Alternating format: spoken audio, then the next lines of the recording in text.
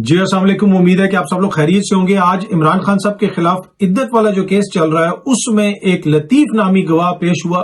اس نے وہاں پہ کیا باتیں کی، کچھ تفصیلات ہیں وہ آپ سے شیئر کروں گا، اور اس کے ساتھ ساتھ ایک اچھی خبر ہے وہ بھی کوشش ہوگی کہ آج کے ولاگ میں آپ کے ساتھ شیئر کی جائے۔ لیکن پہلے الیکشن کا معاملہ اور الیکشن کے ساتھ ساتھ پیمرا کا معاملہ۔ پیمرا نے ایک نوٹیفیکیشن جاری کیا ہے کہ الیکشنز کے حوالے سے آپ میڈیا پہ کوئی ایسی چیز رپورٹ نہیں کر سکتے، کوئی ایسی ڈسکشن نہیں کر سکتے جس سے یہ تاثر ملے کہ خدا نہ خواستہ جیسے الیکشنز نہیں ہو رہے ہیں یا الیکشنز کی کریڈیبلٹی عوام کی نظر میں کم ہو، اگر اور عوام یہ سمجھیں کہ جناب یہ صاف اور شفاف الیکشنز نہیں ہو رہے تو لہٰذا ایسی کوئی بات نہیں ہو سکتی۔ اس کے اوپر سینئر صحافی محمد مالک صاحب نے ٹویٹ بھی کی ہے، اس کو ایک بالکل غیر یا بے منطقی قسم کا آرڈر قرار دیا ہے۔ انہوں نے اپنی ٹویٹ کے اندر لکھا ہے کہ اس کو ریزسٹ کیا جانا چاہیے، تمام میڈیا آؤٹ لیٹس کو اس کو کمپلیٹلی ریجیکٹ کیا جانا چاہیے میڈیا آؤٹ لیٹس کی جانب سے اور جو ہے صحافیوں کی جانب سے، کیونکہ یہ بریزن سینسرشپ ہے اور کچھ بھی نہیں ہے۔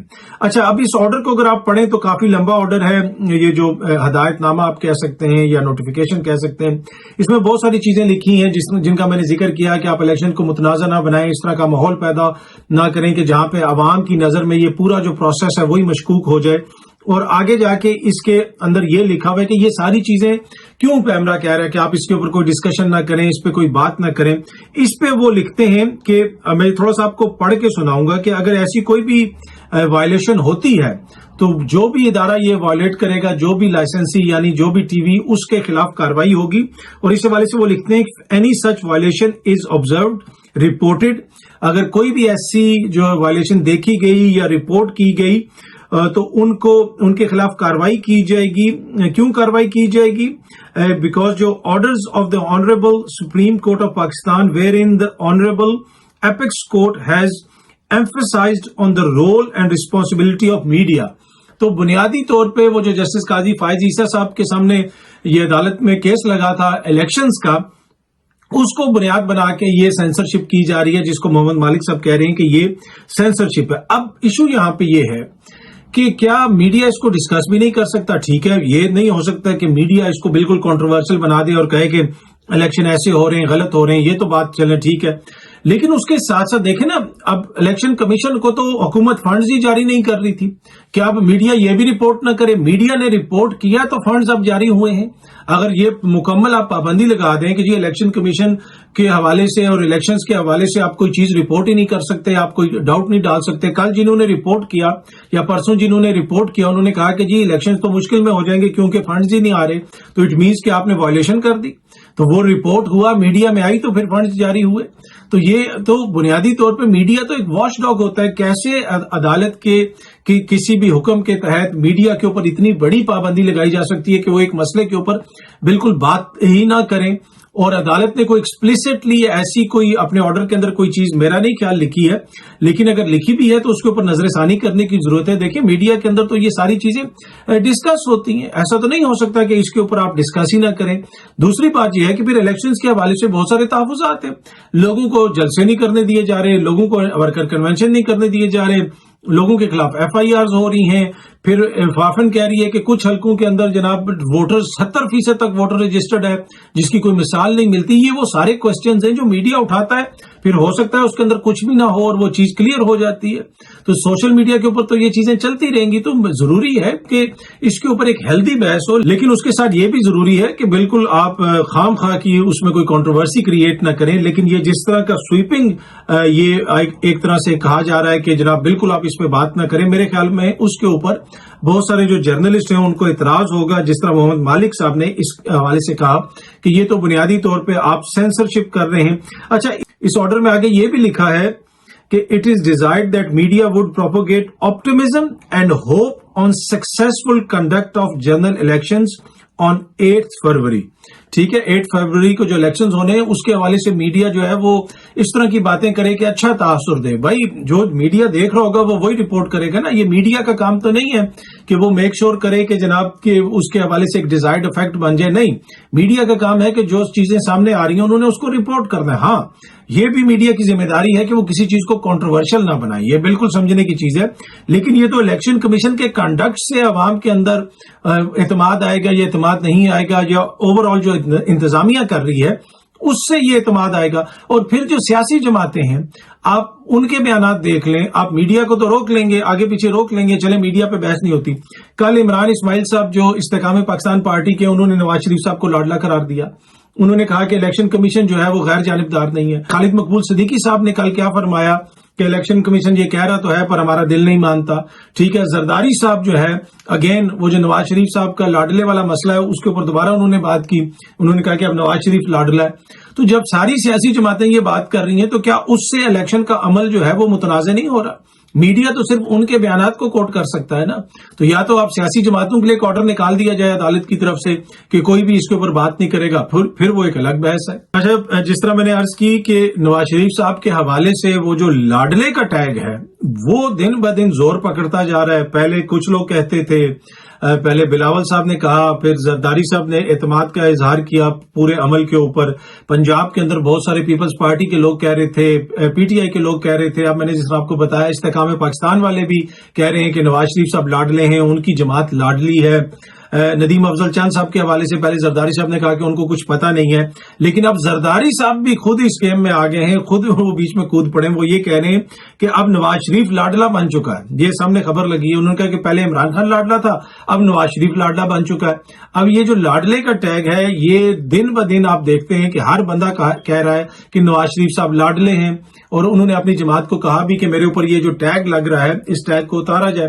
اچھا, اس حوالے سے آپ نے دیکھا ہوگا کہ نون لیگ کے ایک امپورٹنٹ رکن ہیں دانیال عزیز صاحب, وہ یہ کرٹیسائز کر رہے ہیں کہ نون لیگ بیانیاں بنانے میں ناکام رہی ہے, ان کی جو میڈیا پالیسی ہے وہ ناکام رہی ہے, وہ مہنگائی کو کنٹرول کرنے میں ناکام رہے ہیں, وہ احسن اقبال صاحب کے اوپر الزامات لگا رہے ہیں. تو وہ obviously پارٹی میں ان کا کوئی اختلاف بھی ہو سکتا ہے, کہا جا رہا ہے کوئی مقامی سطح کے اوپر کوئی ٹکٹ وغیرہ کا ایشو ہے, لیکن یہ اس میں کوئی دو رائے نہیں ہے کہ اتنی پریس کانفرنسز, اتنا سب کچھ کرنے کے باوجود 16 ماہ یہ کیا کرتے رہے, 16 ماہ کے بعد یہ کیا کچھ کرتے رہے, کس طریقے سے مسلسل جو ہے وہ میڈیا کو انہوں نے آکوپائی رکھا, سامنے بیٹھ کے بیانیاں بنانے کی کوشش کرتے رہے, لیکن بیانیہ کس حد تک بنا وہ پوری قوم کے سامنے ہے. گزشتہ روز کل عمران خان نے صحافیوں سے 2-3 منٹ یا 9 منٹ بات کی, اور اس کے بعد پورے ملک میں جو بیانیاں بنا وہ ہمارے سامنے ہے. اور پھر اس کا ہم نے دیکھا کہ میڈیا پہ بھی وہ رپورٹ ہوا, سوشل میڈیا پہ بھی رپورٹ ہوا. اب ہو سکتا ہے کہ اگلی دفعہ جب عمران خان صاحب صحافیوں سے بات کریں تو وہ میڈیا پہ رپورٹ نہ ہو, لیکن آج کل کے دور میں ڈیجیٹل میڈیا کا دور ہے, اس دور میں بیانیہ اس طرح نہیں بنتا. اور جس طرح دانیال عزیز صاحب کہہ رہے ہیں کہ ان کی میڈیا پالیسی کوئی اتنی خاص نہیں رہی, تو اس میں شاید ہو سکتا ہے کہیں نہ کہیں کوئی کمی بیشی رہ گئی ہو کہ ہر کوئی جو ہے اب ان کے اوپر لاڈلے کا ٹیگ لگا رہا ہے. اور جو ایک کسر رہ گئی تھی کہ زرداری صاحب نے ابھی نہیں کہا, اب زرداری صاحب نے بھی ان کو لاڈلا کہہ دیا ہے. انٹرنیشنل میڈیا اس کو رپورٹ کر رہا ہے, پاکستانی میڈیا اس کو رپورٹ کر رہا ہے, سیاسی مخالفین اس کو رپورٹ کر رہے ہیں, ان کے اپنے قریبی سمجھے جانے والی سیاسی جماعتیں یہ اس حوالے سے باتیں کر رہی ہیں. تو یہ جو ایک ٹیگ ہے لاڈلے والا کہ نواز شریف صاحب کے لیے تمام سسٹم کے اندر سہولتیں پیدا کی جا رہی ہیں, وہ دن بدن اس جو امپریشن ہے اس کو تقویت مل رہی ہے. اچھا جی, آج ایک گواہ پیش ہوا عمران خان صاحب کے خلاف جو عدت میں نکاح کا کیس ہے, اس میں لطیف نامی ایک گواہ پیش ہوا, اور یہ خاور مانیکا صاحب کی طرف سے پیش ہوا. اس سے پہلے آپ کو پتا ہے کہ اون چودھری صاحب نے بھی اس حوالے سے بیان وغیرہ دیا, دیگر کچھ دوست بھی بیانات دے رہے ہیں, میڈیا میں اس کو وہ رپورٹ بھی ہوتا رہا سب کچھ. اور آج صبح جو ہے جب میں نے ایک چینل لگایا, پاکستان کا ایک بڑا چینل لگایا, اور اس کی ہیڈ لائنز میں سننا چاہ رہا تھا, اس لیے کہ کوشش ہوتی ہے کہ ہر گھنٹے کے بعد ذرا 2 گھنٹے کے بعد ہیڈ لائن سن لیں اور اس میں دیکھ لیں کہ کیا چیز آ رہی ہے. تو اس میں جو ہے پہلے عمران خان کے وہ خبریں تھیں کہ ان کا یہ ہو گیا, عمران خان کا وہ ہو گیا, فلانے لیڈر نے ان کے خلاف یہ کہا, انہوں نے یہ کیا, مطلب ان کی ذات کے حوالے سے مختلف قسم کے الزامات تھے. اور اس کے بعد کہیں تیسرے چوتھے نمبر پہ آ کے میں نے دیکھا کہ پشاور میں کوئی بلاسٹ ہوا ہے, اس کی وہ خبر تھی ہیڈ لائنز میں, جس بلاسٹ میں بچے بھی ہیں, زخمی ہوئے 6 لوگ ہیں اس میں زخمی. اور پشاور جیسے شہر کے اندر یہ ایک بڑا جو ہے جسے آپ کہہ سکتے ہیں پریشان کن صورتحال ہے. اور obviously سیکیورٹی کے چیلنجز ہیں, پاکستان اپنے نیبرنگ کنٹری کو بھی اس حوالے سے کہتا رہا ہے, اور بلکہ مسلسل کہہ رہا ہے.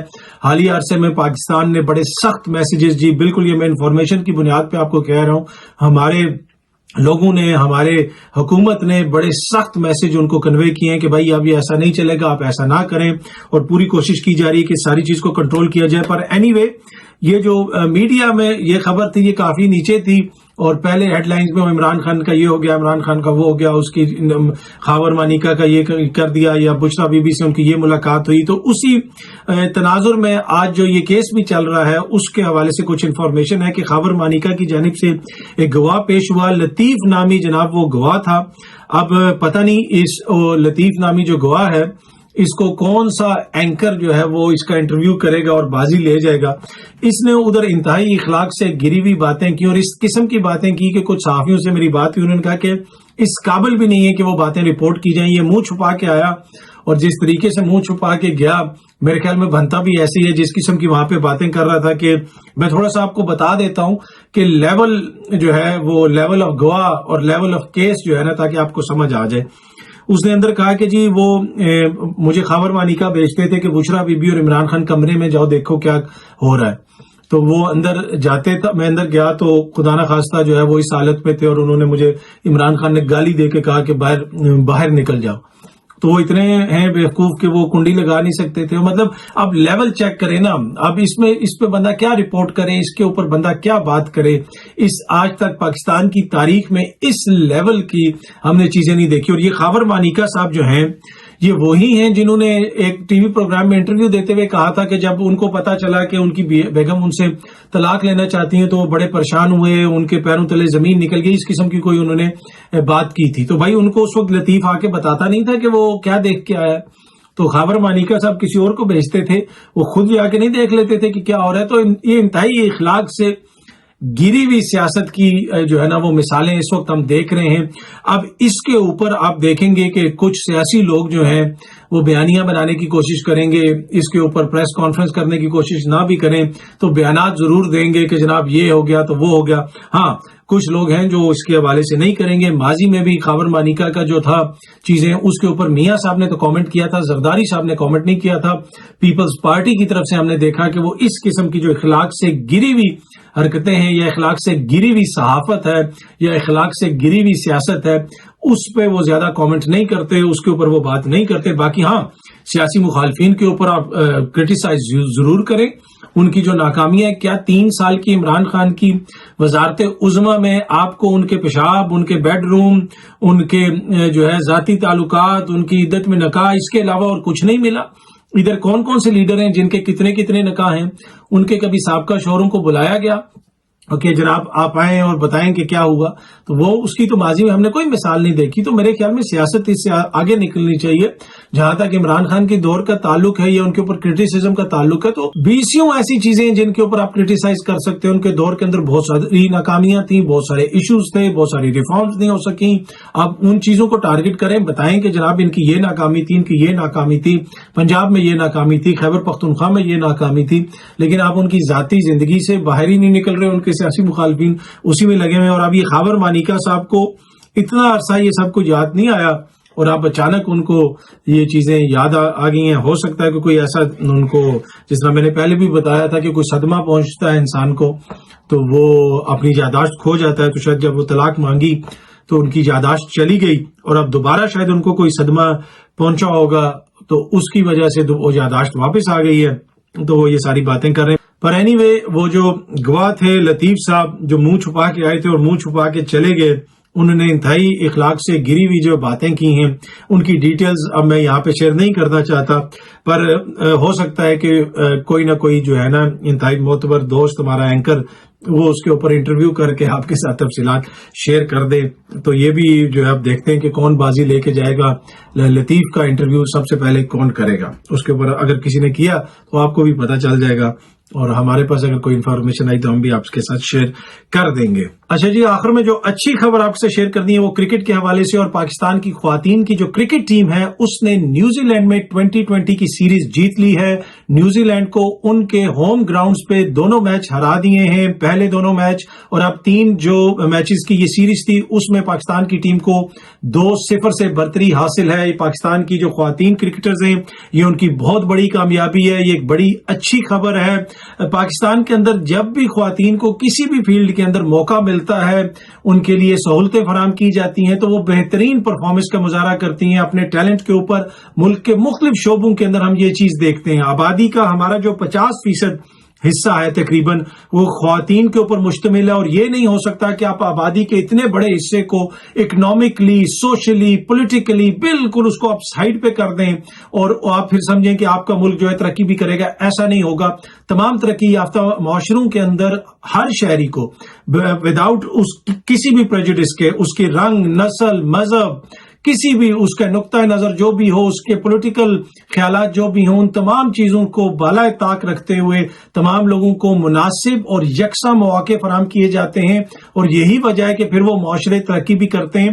اور ہم نے دیکھا کہ جب جب ہماری خواتین کو جو ہے مواقع فراہم کیے گئے ہیں، انہوں نے بہترین کارکردگی کی ہے اور ابھی وہ کر رہے ہیں. یہ تو ایک کرکٹ کی تو ایک مثال ہے نا، اس کے علاوہ اور بھی دیگر شعبے آپ دیکھ لیں. پولیس میں ہماری خواتین ہیں، مسلح افواج میں ہماری خواتین ہیں، ڈاکٹرز ہیں، نرسز ہیں، ٹیچرز ہیں، اور بھی بہت سارے پروفیشن ہیں، جرنلسٹ ہیں، صحافی ہیں، ہر جگہ پہ وکلا ہیں. پھر دو ہماری معزز جج صاحبان جو ہیں وہ سپریم کورٹ کی جو ہے وہ جج صاحبان ہیں، جسٹس عائشہ ملک صاحبہ، جسٹس مسرت حلالی صاحبہ. یہ تمام وہ لوگ ہیں جو ہمارے لیے رول ماڈلز ہیں، ہماری بیٹیوں کے لیے، ہماری بہنوں کے لیے، ہماری خواتین کے لیے رول ماڈلز ہیں. اور آج جو ان ہماری بچیوں نے، بہنوں نے جو کامیابی حاصل کی ہے، یہ اگین ہماری جو پاکستان کے اندر خواتین ہیں، لڑکیاں ہیں، یہ ان سب کے لیے ایک طرح سے میسج ہے کہ آپ پاکستان ایک ایسا ملک ہے جس میں آپ اگر محنت کریں گی، اگر آپ جو ہے آگے بڑھنا چاہیں گی تو یہ ملک جو ہے آپ کو مواقع فراہم کرے گا. تو یہ بڑا ضروری ہے کہ اس طرح کا جو پازیٹیو امیج ہے اس کو سامنے بھی لایا جائے، اور یہ جو پازیٹیوٹی ہے اس کو صرف کسی ایک جگہ تک محدود نہ رکھا جائے. ہر فیلڈ کے اندر خواتین کو موقع فراہم کیے جائیں. اور ہم دیکھتے ہیں، ہمیں یہ کہنا پڑے گا کہ پاکستان میں مسوجنی ایک بہت بڑا مسئلہ ہے. خواتین کو جائیداد کے رائٹس نہیں دیے جاتے.